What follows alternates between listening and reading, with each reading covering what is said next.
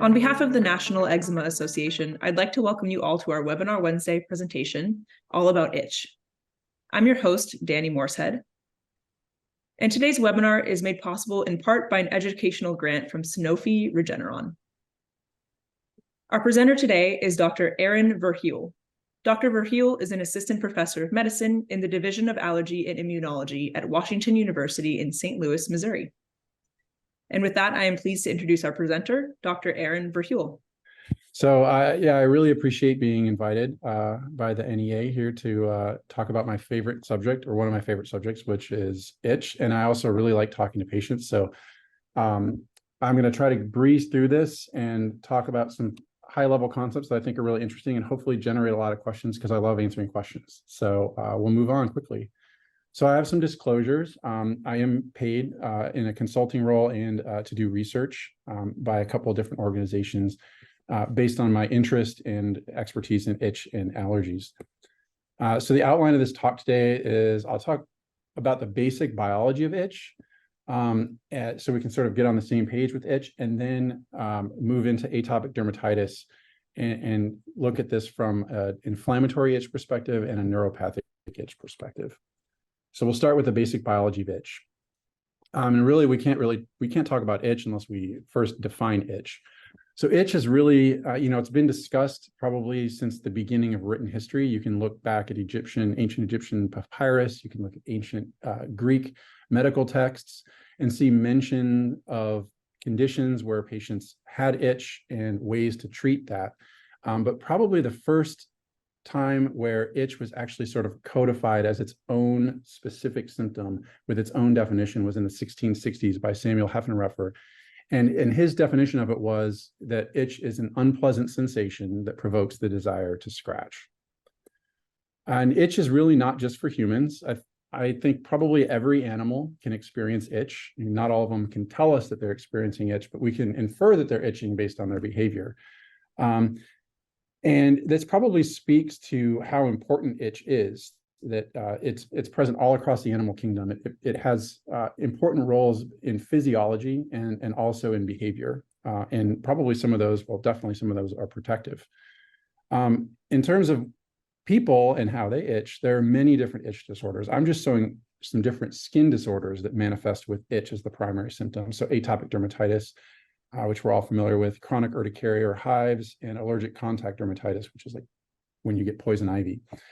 Besides the skin, where you have primary skin disorders that can lead to itch, you can have systemic disorders that lead to itch. Things like kidney disease, liver disease can also lead to itch. I'm not really going to talk about that much. I'm going to focus more on the skin. So the question is, why do we itch and then scratch? And so it's probably a protective mechanism similar to pain. So itch serves as the signal. It tells us that we've been exposed to something that is potentially dangerous. So I'm showing on the left, moving from left to right, stinging nettles, poison ivy, mosquitoes, and then on the right, scabies. So these are mites that burrow into our skin. And you can imagine with pain, you withdraw from pain. Withdrawing isn't going to get rid of a mite that's burrowing into your skin. To get rid of that, you have to scratch it away. And so that's a key difference between itch and pain, but both of them are adaptive behaviors in certain situations. So acute itch is what I consider sort of the adaptive form of itch. You have some sort of itchy stimulus or various stimuli. They turn on nerves in the skin, and then that signal gets to the brain, and then it leads to us scratching that itch. And that really involves multiple steps. So it starts in the skin. We have all different kinds of nerve fibers in the skin that do different things. Some of them can transmit itch. When they get turned on, they initiate an electrical signal that travels along the nerve, and it eventually makes it to the spinal cord. And that's where some processing occurs. So there are a lot of different nerves in the skin, like I mentioned, and they send different sensations. They can send touch, they can send pain, they can send itch. And processing is actually probably an important part of why itch can be either helpful or, on the opposite extreme, pathologic, is errors in processing, where all of a sudden we're having too much itch or itch when it shouldn't be occurring. And finally, the signal goes from the spinal cord up to the brain, where we perceive it and we're annoyed by the itch, and then we try to, do a behavior to stop it, like scratch. This can really be broken down into local and systemic. So on the local side, I sort of talked about the skin, and there's different things in the skin that can lead to itch, barrier dysfunction, things getting through the skin that turn on the nerves. And then as that signal makes its way out of the skin, then you can start to get other inputs that can influence itch. And this is where things like chronic kidney disease or chronic liver disease, where there are things that are circulating around in the blood that haven't been processed correctly by the liver or the kidney, that can lead to all body itch that has really nothing to do with what's happening in the skin. And similar to the brain, different things can affect how itch bothers us. There might be times when we're distracted and itch isn't all that bad. There can be times when we're anxious and that's all we can think about. Itch is particularly bad at night when we're trying to fall asleep, because we don't really have other inputs in our brain that are distracting us from that. And now all of a sudden the itch is much stronger in terms of how we perceive it. But itch isn't just a signal, a one-way signal coming from the skin going to our brain, and we just sense itch. Itch also makes us do things, and it also changes our physiology. So I'll start with the behavior, because that's the most intuitive. We all have felt an itch and we've all scratched an itch. But it doesn't just lead to scratching. It leads to higher level things like sleep loss and anxiety, like I mentioned. What's less intuitive is the physiologic changes. So the itch sensory neurons aren't just simply electrical wires or antennae that sense a signal and send an electrical signal out toward the brain. Itch sensory neurons are actually integrated into the physiology of the skin. So they're sensing all the things that are happening in the skin, but they're also releasing factors that influence how the barrier heals or remodels, influences what the immune system does, what immune cells are recruited to the skin. And depending on the stimulus and how often it's happening, the nerves themselves can change over time and start to activate inappropriately. And I'm going to touch a little bit on a lot of this, all three of these things that I'm talking about with the physiology as I progress through the talk. So that brings me back to this idea of acute versus now chronic itch. So we've already seen the acute itch and how I talked about how acute itch is probably why all animals itch. It's the adaptive functional form of itch that protects us. But what can happen through various things, trauma to the nerves, infections in the skin, inflammation for other reasons, and barrier dysfunction and things that we probably don't yet understand. The nerves all of a sudden switch from being normal, functional, activating when they should, to now they activate when they shouldn't. Sometimes they're active on their own without any stimulus. Other times, stimuli that shouldn't cause itch now all of a sudden do cause itch. I'm sure there are patients out there who can relate to the, having bad eczema, having a flare, and things like clothes. My clothes aren't making itch, but when clothes touch eczematous skin, clothes can make it itch. Hot baths, hot showers. A lot of my patients tell me they have to take lukewarm baths or lukewarm showers because the heat actually makes the itch worse. These are things that should not normally make you itch. But when you have pathologic activation of the sensory nerves, now all of a sudden they do make you itch, and you have pathologic chronic itch. And that can turn into a vicious cycle, because when you itch all the time, you scratch all the time. And when you scratch, you just keep this cycle of skin inflammation and barrier dysfunction going. So I sort of am breaking this down because it's really useful to think about itch and pain and acute versus chronic to understand why we feel these sensations and when they're helpful, and why they're part of our biology versus when they're not helpful and when we need to treat them. So I'm showing down below Ashlyn Blocker. There was an interesting article about her in the New York Times about 10 years ago. So she's known as the girl who feels no pain. This is what the article called her. She has a mutation in an ion channel that doesn't allow her pain sensing neurons to transmit pain signals. So she feels no pain. And you can see that her hands are all wrapped up. And in this case, it wasn't because she touched something hot, like a hot stove or something. It was actually that her mother had to keep her hands wrapped up all the time because, as kids will do, she was putting her hands in her mouth, but as her teeth started coming in, she was actually chewing up her skin And so she had to have these wrappings on her hands just to protect herself from biting through her skin because she just couldn't feel it. So that's a perfect example of, nobody likes to feel pain, but pain alerts us to problems, and itch does the exact same thing. So in the acute setting, itch will cause us to remove noxious exposures like mites or parasites or other irritant chemicals. It will cause us to avoid noxious exposures like pain. But in the chronic setting, when we itch, we get into this itch scratch cycle where we're damaging our skin, and we get things like eczema, which I'm showing down in the lower right. And with pain, similar things. You can imagine if you sprain your ankle, it's going to hurt. You're going to limp around. You're not going to put weight on it. That lets it heal. But imagine if it kept hurting after it healed. You would continue to walk around with an inappropriate gait. You're going to put pressure on your knees. You're going to put pressure on your back. And then pretty soon you're going to have back problems. You're going to have knee problems, which I'm showing in that graphic down there. And that's the same for itch. When itch is happening when it shouldn't happen, that's how we end up getting things like atopic dermatitis, because we're scratching when we shouldn't be. So I'm going to move on to atopic dermatitis since I brought it up, and we're going to talk a little bit about inflammatory itch and atopic dermatitis, and then move on to neuropathic itch. So first, we'll start with the inflammatory itch, and I really want to use inflammatory itch to and some of the recent scientific developments that have happened with itch to sort of look at two mysteries of atopic dermatitis, or what I think are mysteries of atopic dermatitis, and how we may have learned more about it through the science of itch. So can recent discoveries explain the old adage that atopic dermatitis is the itch that rashes? That's what, when I was first training in allergy, all the allergists that taught me, that was one of the first things they said, and that was things that they talked to patients. And I know that this is an experience that I've heard over and over again, that the itch often starts before the rash is even apparent or all that bad. And then can itch explain the atopic march? No, that'll be sort of the last little part of it, the inflammatory itch. So first, we'll just start with a review of itch to tell you how far we've come.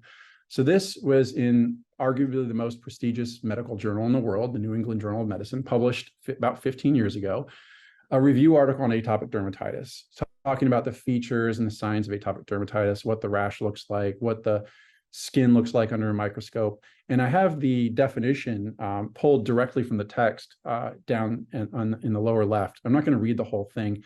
But it talks about skin inflammation, it talks about barrier dysfunction, it talks about allergies, no mention of itch.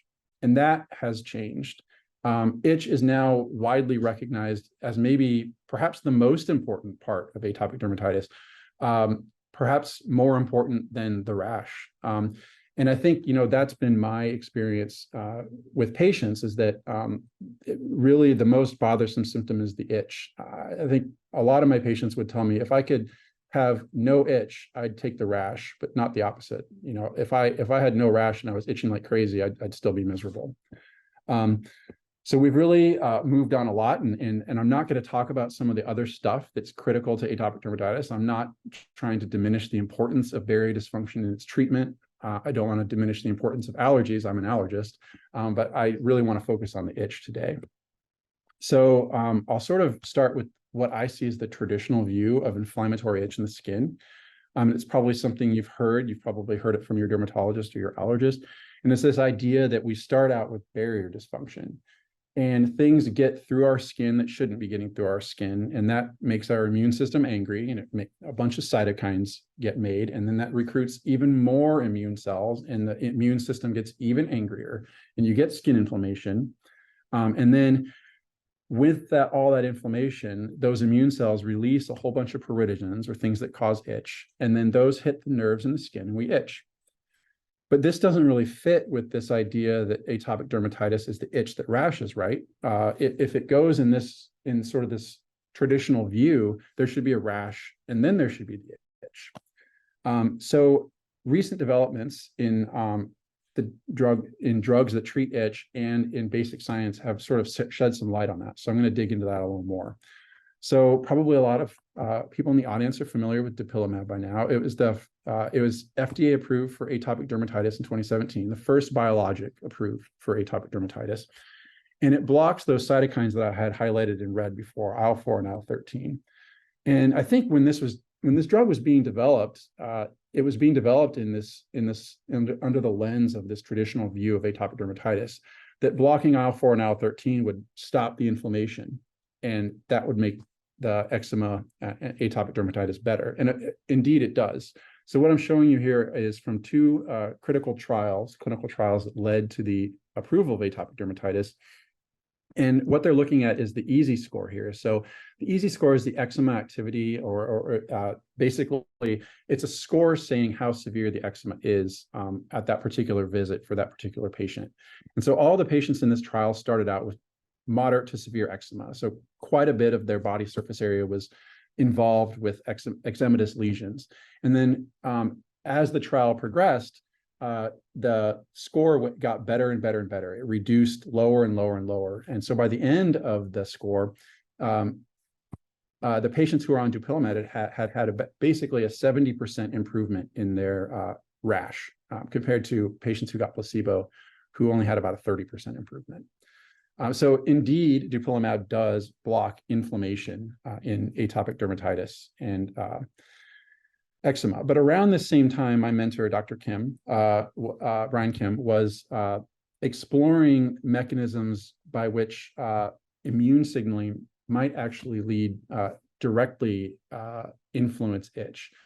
And so I'm just showing you the graphical abstract from the paper that they published in 2017, the same year that dupilumab was actually approved by the FDA.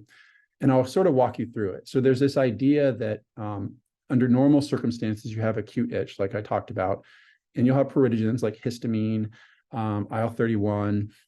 Those hit the nerves, they turn on the nerves, they itch, and then the itch goes away. But in the setting of this allergic inflammation where there's IL-13 and IL-4, those are landing on the nerve and they're making those nerves angry, the red angry nerves that I showed you earlier. Now, all of a sudden, these nerves aren't sending a signal that's appropriate, telling you to itch when there's a mosquito. They're telling you to itch all the time. They're itching to heat. They're itching to light touch, all because they're being irritated and amplified and turned on by IL-4 and IL-13. And so when you knock out that signaling, when you block it with a monoclonal antibody, or in mice, when you actually just get rid of the receptor in a knockout mouse, now all of a sudden that itch is improved. And not only the signaling from IL-4 and IL-13, but the signaling that's downstream of the receptors for those molecules. So now we'll go back to my little cartoon and we'll add in our understanding of itch based on recent studies in the past few years, and how we now understand that sensory nerves in the skin directly are detecting the same cytokines that are driving the inflammation. So before the cytokines have even had a chance to recruit the immune cells to make that skin red and angry and eczematous, the sensory nerves are already, detecting what's going on. They're already saying, hey, something's wrong, and sending itch signaling, not just through the receptor, but through the downstream signaling pathways as well. And so this really starts to explain this itch that rashes, because the itch comes first. Those nerves are there, they're poised, and they're saying, hey, there's something wrong before that rash ever gets there. So now let's look at that clinical trial again, but look at the other data that they showed.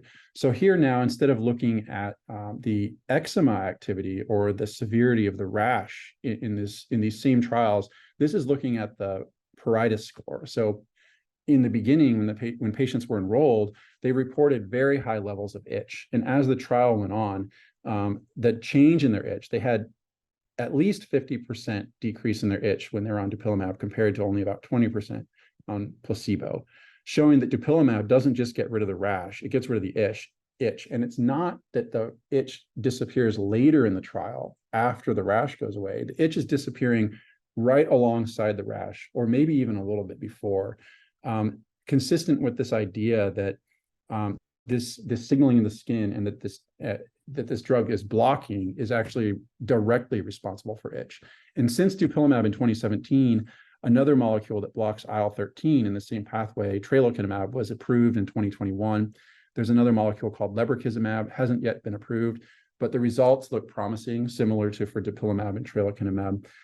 So now we have several different tools in our arsenal to target this pathway to not only treat the rash and the immune problems of eczema, but also the itch directly.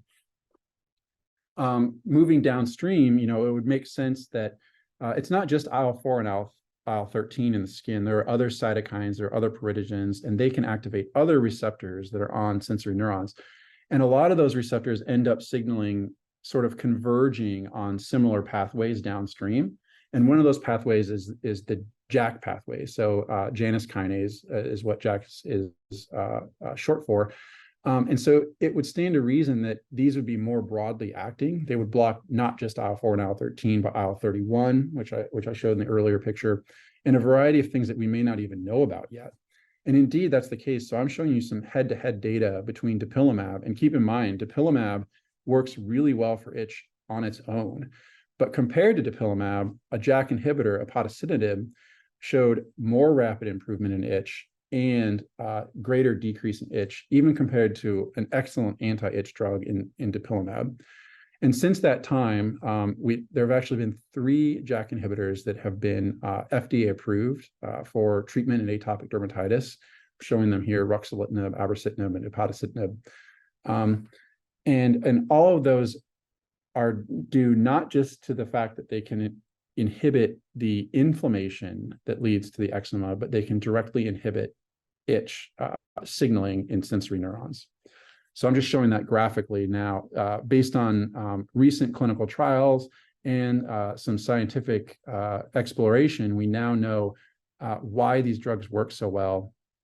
And it's really, if you take every atopic dermatitis drug that's been approved by the FDA since 2017, every single one of them targets these pathways that are directly on its sensory neurons. So now I want to sort of change direction slightly and talk about that other mystery in atopic dermatitis, the atopic march. So the atopic march, I think, is familiar for some, but I'll go over it. It's this concept that that allergic diseases develop over time, and they develop in a predictable way. And so what they start with is atopic dermatitis. So some people have atopic dermatitis very early in life. Shortly after birth, eczema will develop. And oftentimes that is just the first step in the atopic march, where subsequently food allergies develop, then allergic rhinitis with nasal and eye allergies develop, and finally allergic asthma develops. And the thought has always been that barrier dysfunction early on in atopic dermatitis and eczema, where all these things are getting through the skin that shouldn't be getting through the skin, is then leading to sensitization to food, sensitization to pollen, and then that's leading to food allergy, allergic rhinitis, and asthma. But there's always been a question, why? Why, when the skin is angry and red and inflamed with eczema, why does that make the rest of the immune system to decide to become allergic to something? Well, the answer may actually lie in itch biology. So this is a study that was published a couple of years ago, and I'm showing the graphical abstract again. It has a fair amount of jargon, but I'll try to just walk you through it and cover the important parts. So what they showed is, we've been talking about itch sensory neurons in the skin, and that's where this study really started, is looking at itch sensory neurons. And what they showed is that itch sensory neurons actually directly respond to certain allergens. So dust mites, for one, certain types of pollen, certain types of mold, if those get into the skin, they produce enzymes and other factors that are directly sensed by itch sensory neurons. So a dust mite will actually tickle a nerve in your skin, and it'll go straight to your brain and make you itch. But that's not the end of the story, because itch sensory neurons, like I said earlier, aren't just antenna. They're not just simple electrical wires that are sending a signal from the skin to your brain to tell you to itch. They actually participate in the physiology of the skin. And so what they found in this study is that when these nerves are turned on by allergens through eczematous skin, they release factors that tell certain immune cells in the skin to travel to the lymph nodes and start training the immune system to become allergic to whatever was in the skin at that time. And so by blocking this signaling from itch sensory neurons, they actually prevented the development of sensitization to allergens systemically. And so this study may help explain why that mystery that I talked about earlier, why when we're exposed to things that are usually innocuous through the skin, when we have an itchy condition, why does that lead to allergy? And it is because probably at least one of the very early initiating steps in that is itch itself, activation of itch sensory neurons, which are driving the very first steps in the domino cascade of developing allergies.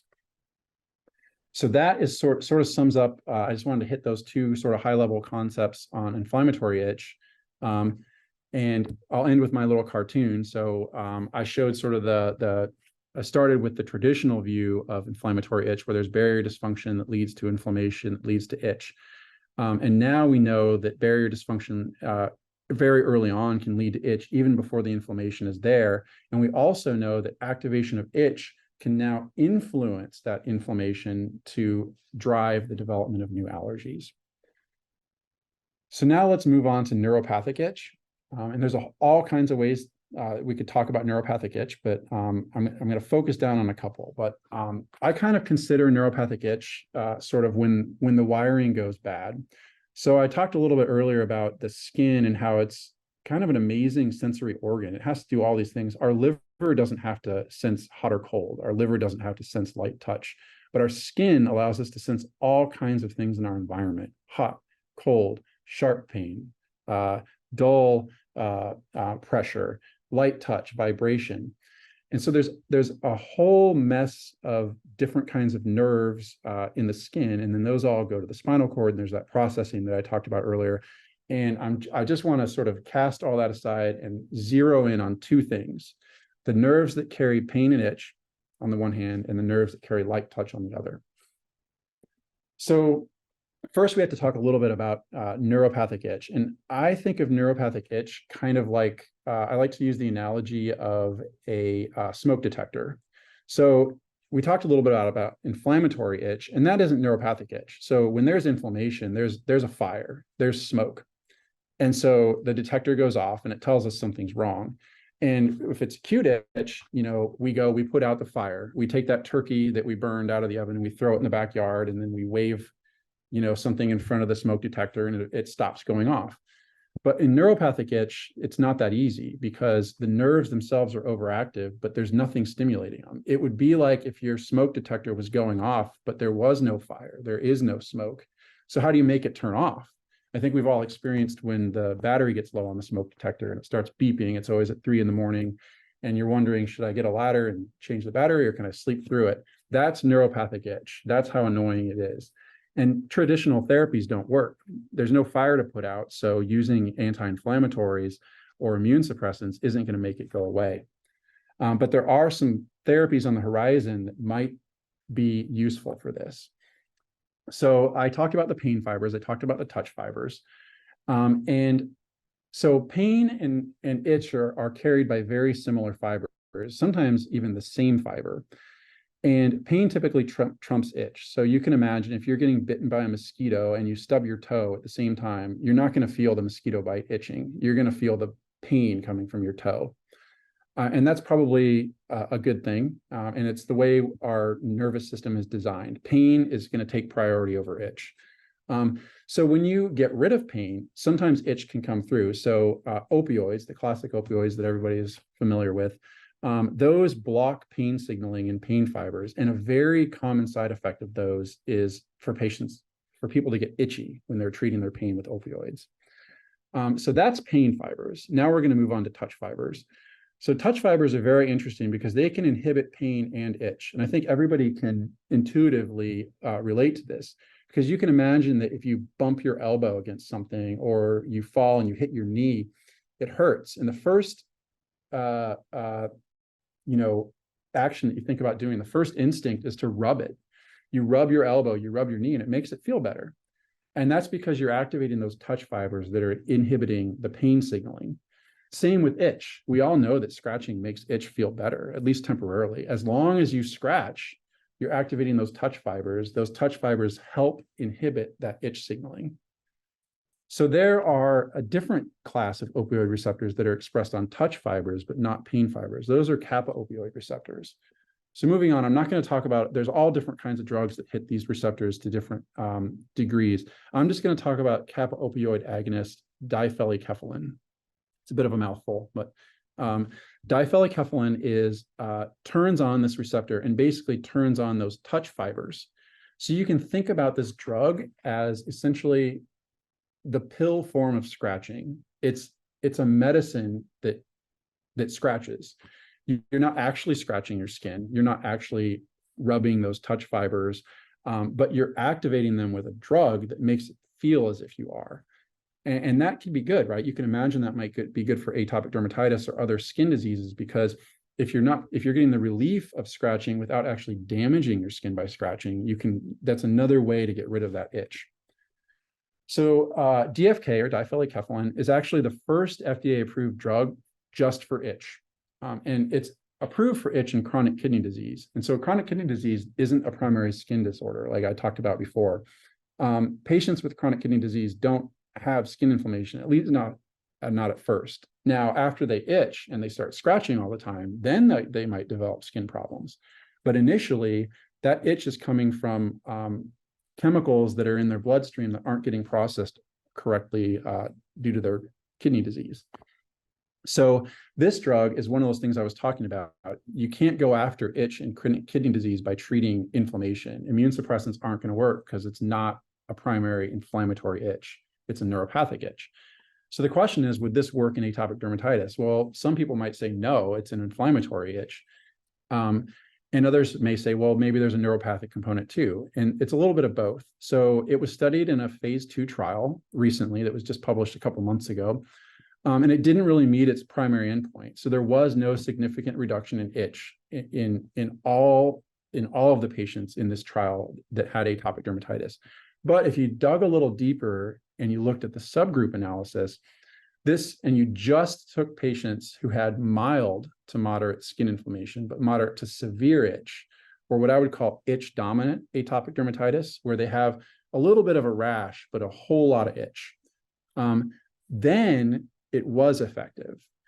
And so you can imagine that, there are cases where there's eczema or atopic dermatitis where the inflammation or the rash is mild, but the itch is just way worse than you would expect by looking at the skin.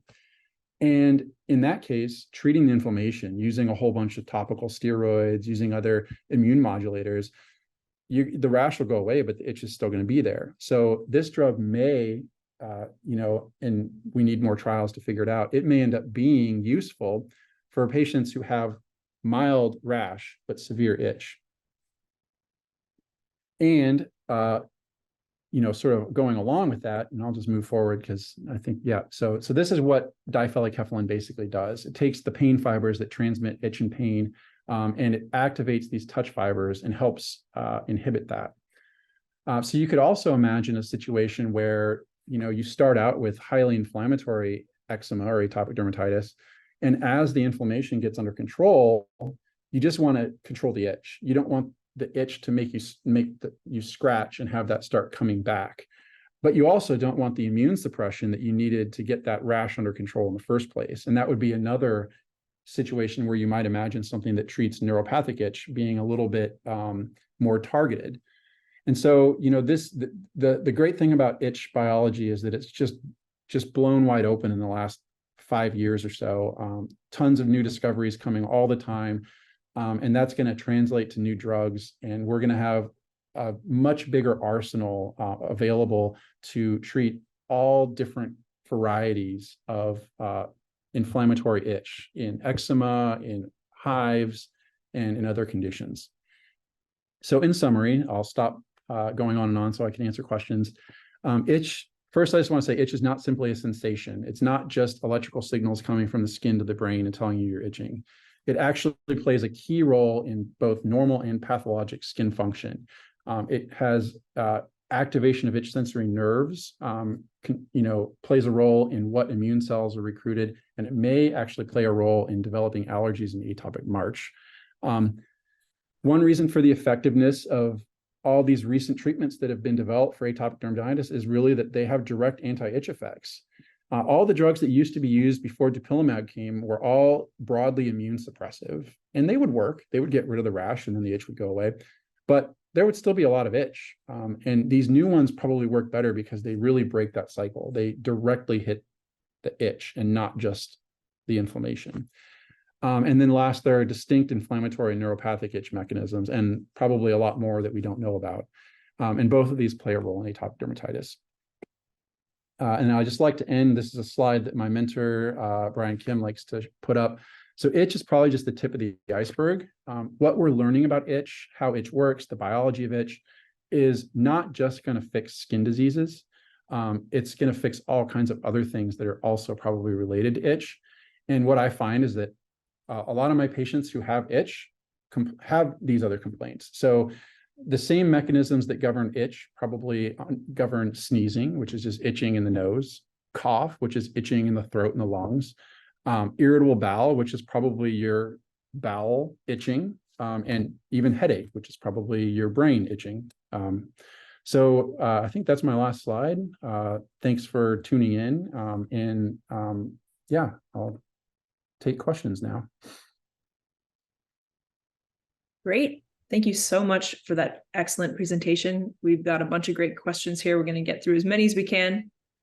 So I'll kick us off with the first one. You mentioned that we itch more at night because we aren't distracted. Does that mean that finding distractions at night will help with the itch?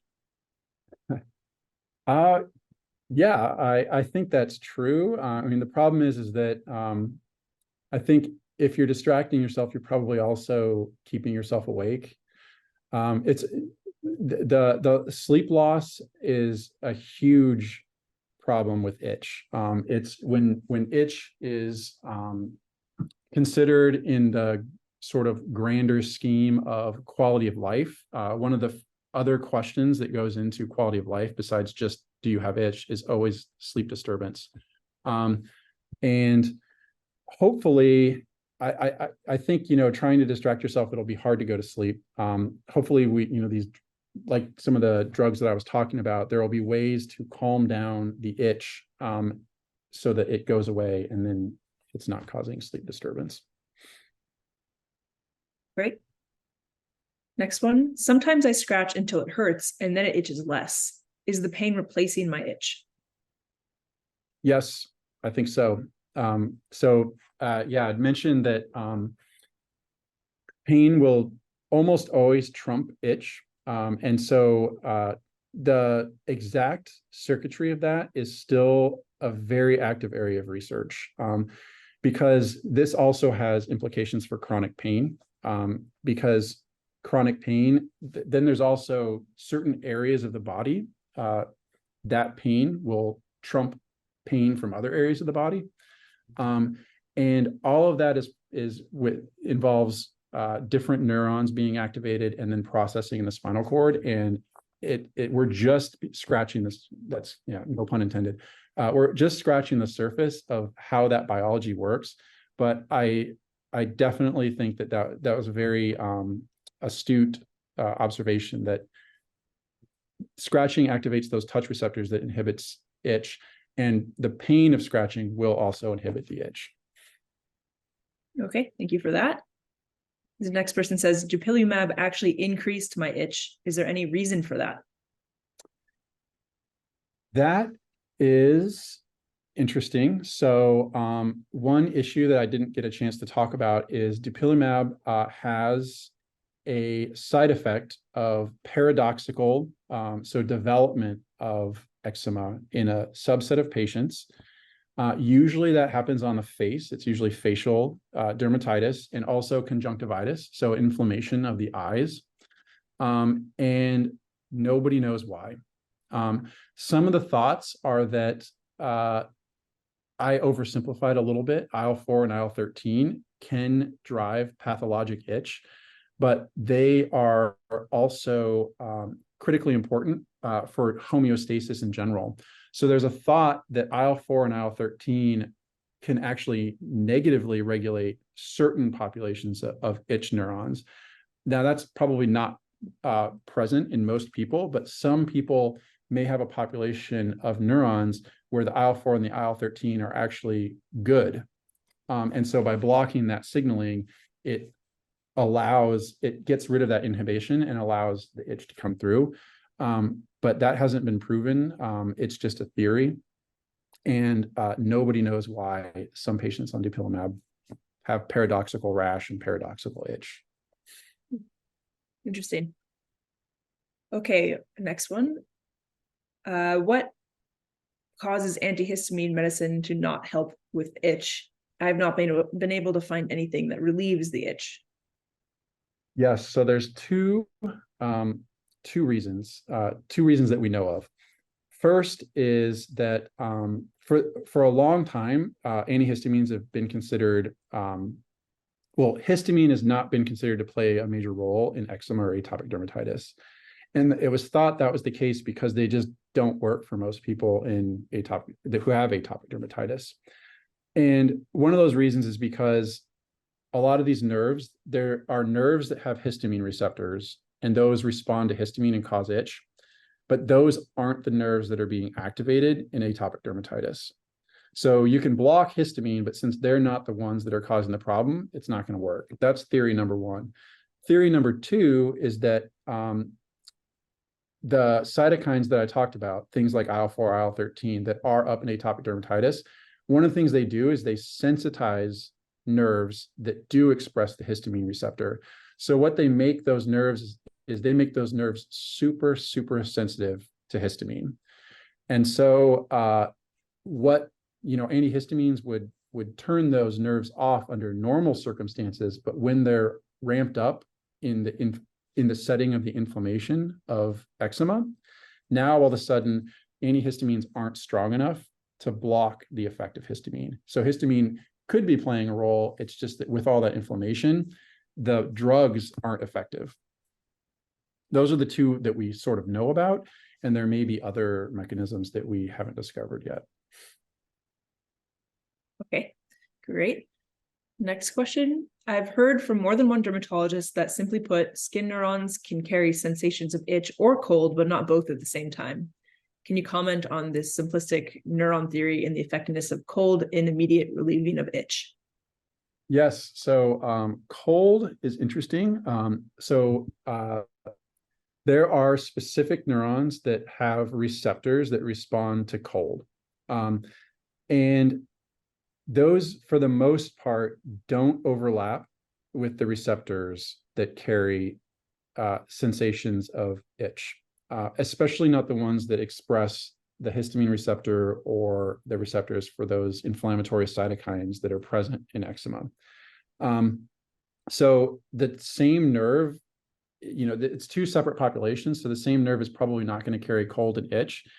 And there is some thought that those nerves that carry cold are similar to the light touch nerves, that when they get activated, they can actually suppress the itch nerves.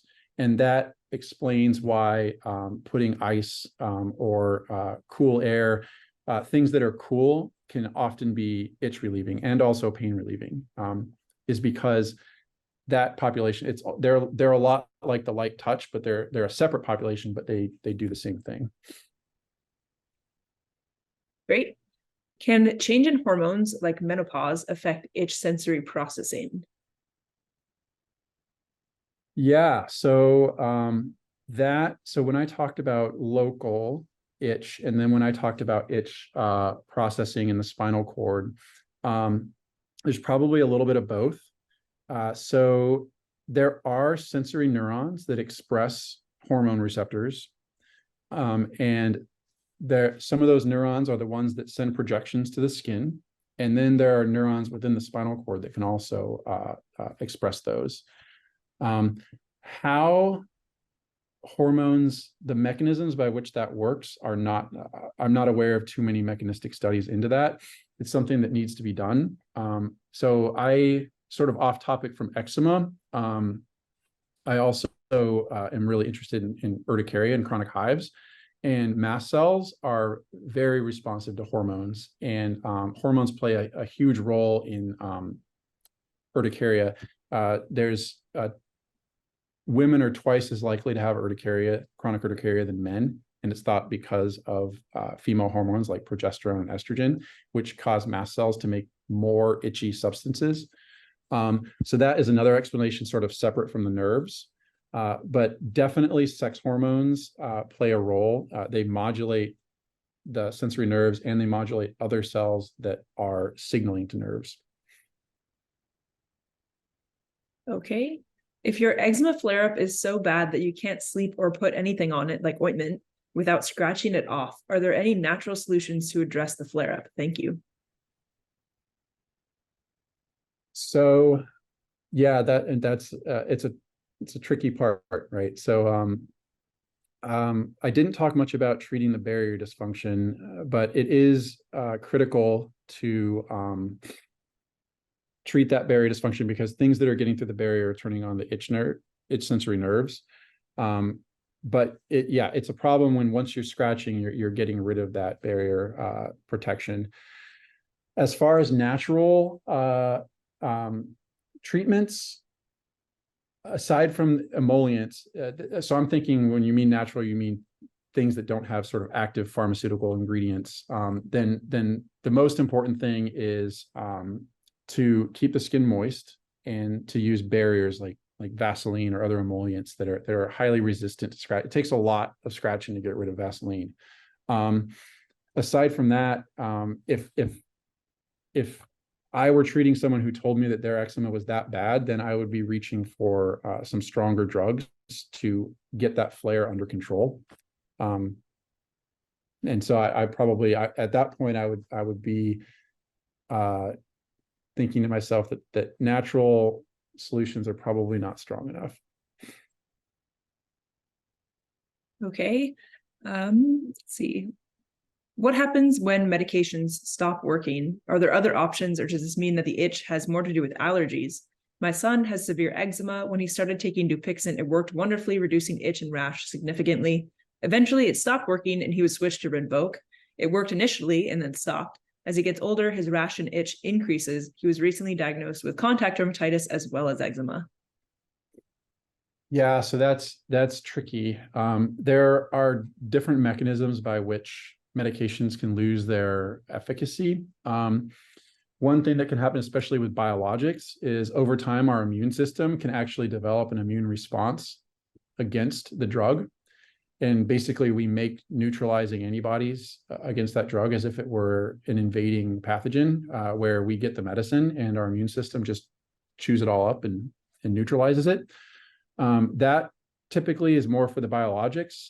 For the small molecule inhibitors like the JAK inhibitors,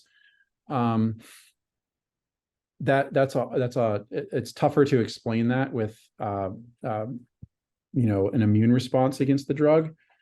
That's a really tough case.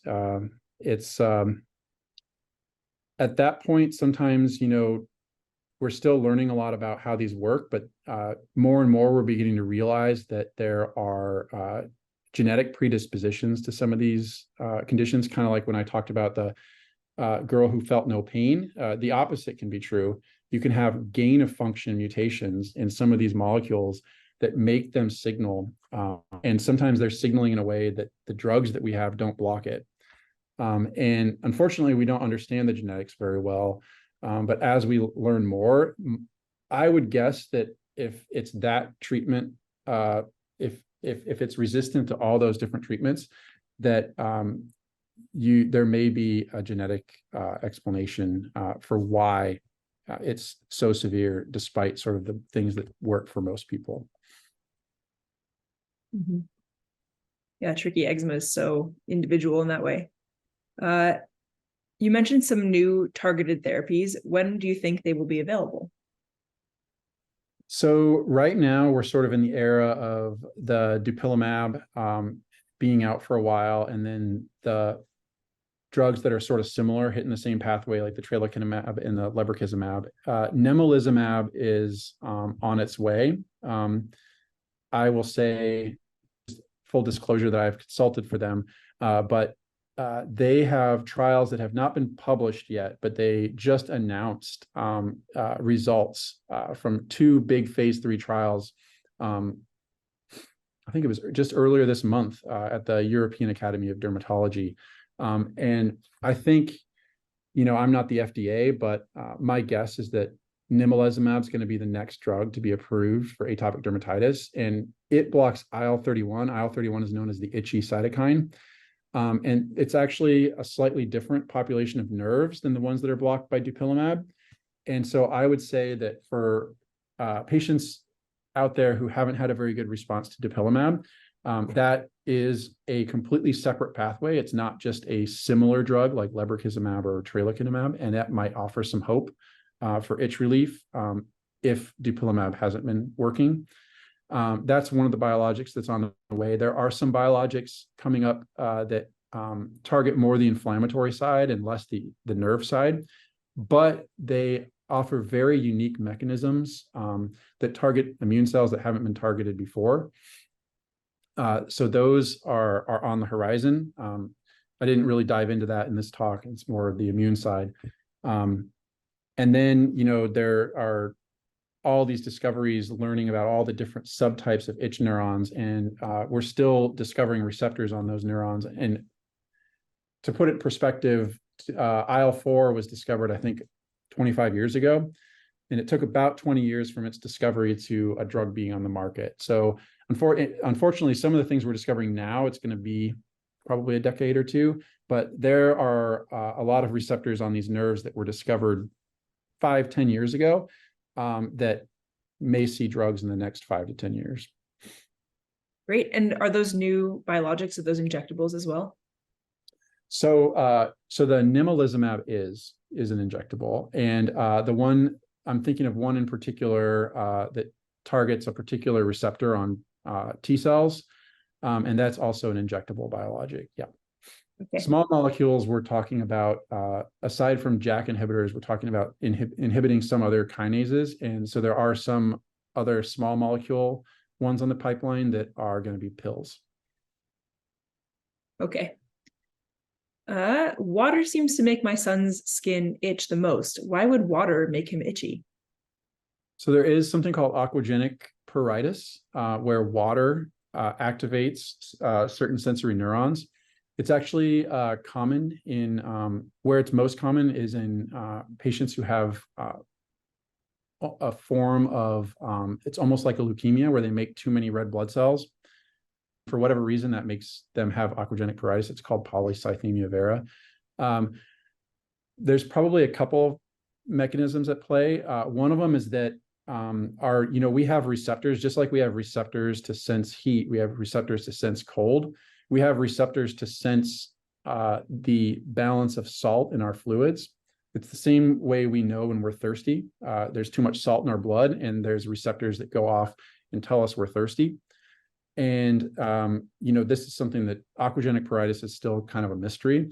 So I'm just sort of postulating here, but I can imagine that there is some dysfunction in receptors that sense the saltiness of the fluid in our body. And if those are turning on itch sensory neurons, if they're expressed on the itch sensory neurons to too much, or they're overactive, then things that change the saltiness of the environment around us, water, for instance, exposure to water, would turn on the itch. Interesting. Okay, next question. It's a big one. Why does scratching feel so good? Yeah, so it's probably, so the simple explanation is what I gave in the seminar, is that scratching helps inhibit the itch, but it's probably more than that. And this, again, this is cutting edge research right now. What we're realizing is that some of the things that we think are higher function for us, things like motivation, pleasure, things like that we think are coming from our brain, there are actually circuits in our spinal cord that help determine that. So an example would be why eating is pleasurable, right? When we get really hungry, we get hungry, but it feels good to eat. And it's not just simply that our brain is like, oh, hey, we're eating food. There are probably signals that are being processed from our stomach in our spinal cord that are firing off chemicals in our brain that are making us feel pleasure. And that's probably the same with itch, that there's certain processing that's happening in the spinal cord that's hitting pathways that are going straight to the pleasure center of our brain and telling us it feels good. Okay. Are any of the touch suppressing meds you mentioned approved for use for atopic dermatitis? They aren't. So, so diphenhydramine is not. There is one that is approved that is a kappa opioid agonist, which turns on the kappa opioid receptor and is basically turning on those touch receptors to inhibit itch. But it's also, unfortunately, a it hits the mu receptors too. So it's considered an opioid. So it's a controlled substance. And so it comes with all the, concern about addiction and misuse that comes with other opioids. And so that's why those medicines haven't hit widespread adoption for itch. There's one that has some of that dual functionality that's approved in Japan for certain types of itch. It's not approved in the United States. I have a few patients who have intractable itch that have failed everything else that I have on it's called butorphanol. So it's a intranasal. So it's squirted in your nose and it hits those touch receptors, but it also has opioid effects. And I have a couple of patients that I have off label. It's used for migraines, and I've argued with insurance and gotten it covered. Kind of, they pay a little bit, but for itch, not for atopic dermatitis, but for just chronic itch, aside from the rash. But that ends up being a special discussion with your doctor because it's not FDA approved and likely won't be covered by insurance. Very interesting. Okay, so we have time here for 2 more questions.